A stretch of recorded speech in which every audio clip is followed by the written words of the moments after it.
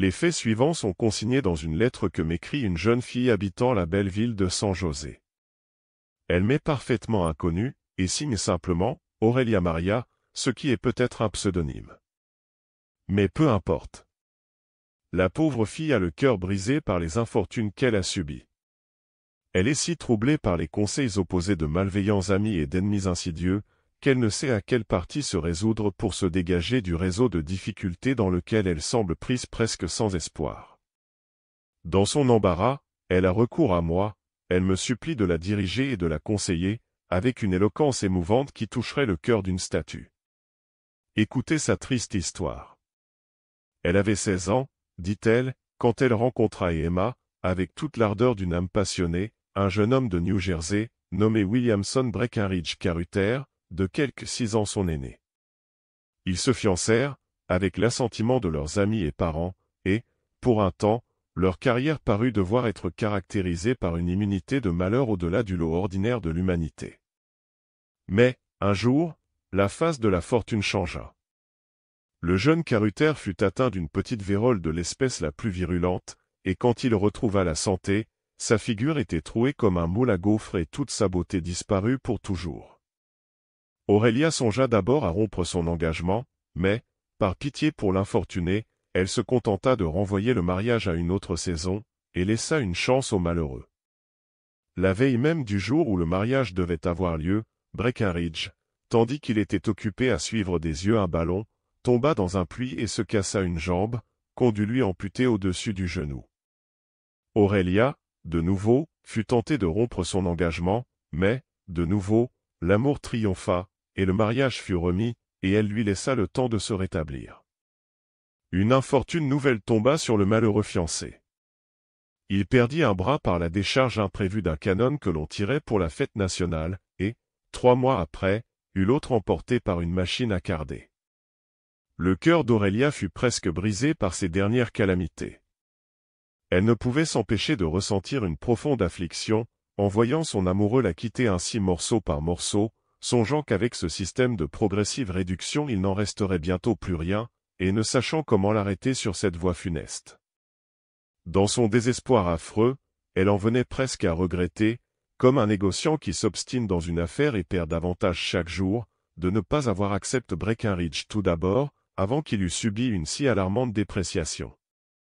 Mais son cœur prit le dessus, et elle résolut de tenter l'épreuve des dispositions déplorables de son fiancé encore une fois.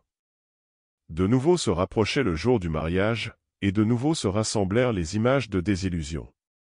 Caruthers tomba malade de l'érysipèle, et perdit l'usage de l'un de ses yeux, complètement. Les amis et les parents de la jeune fille, considérant qu'elle avait montré plus de généreuse obstination qu'on ne pouvait raisonnablement exiger d'elle, intervinrent de nouveau, et insistèrent pour qu'elle rompît son engagement. Mais après avoir un peu hésité, Aurelia, dans toute la générosité de ses honorables sentiments, dit qu'elle avait réfléchi posément sur la question, et qu'elle ne pouvait trouver dans Breckinridge aucun sujet de blâme. Donc, elle recula de nouveau la date, et Breckinridge se cassa l'autre jambe.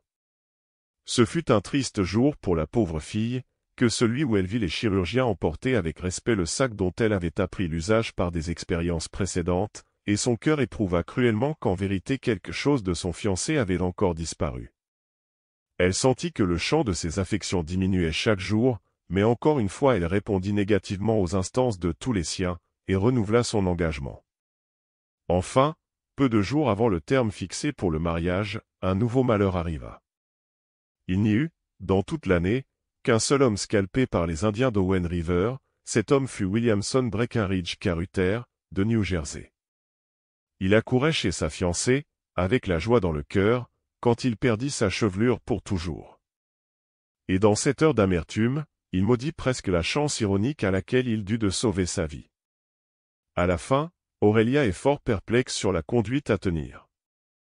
Elle aime encore son fiancé, m'écrit-elle, ou, du moins, ce qu'il en reste, de tout son cœur, mais sa famille s'oppose de toutes ses forces au mariage. Breckinridge n'a pas de fortune et est impropre à tout travail. Elle n'a pas d'autre part des ressources suffisantes pour vivre à deux confortablement.